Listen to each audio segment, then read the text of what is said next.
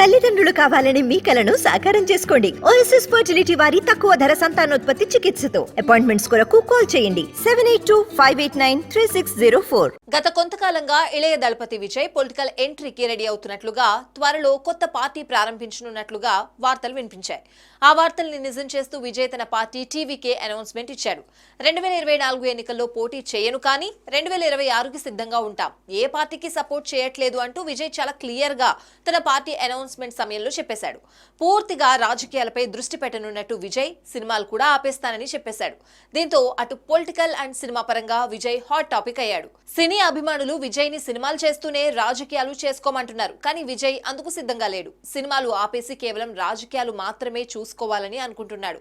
అందుకే ప్రస్తుతం కమిట్ అయిన సినిమాలు తప్ప విజయ్ నెక్స్ట్ ప్రాజెక్ట్స్ కి గ్రీన్ సిగ్నల్ ఇవ్వట్లేదు. ప్రస్తుతం వెంకట్ ప్రభుతో గ్రేటెస్ట్ ఆఫ్ ఆల్ టైమ్ చేస్తున్న విజయ్ కార్తిక్ సుబ్బరాజ్ తో కూడా ఓ సినిమా చేయబోతున్నాడనే మాట వినిపిస్తోంది.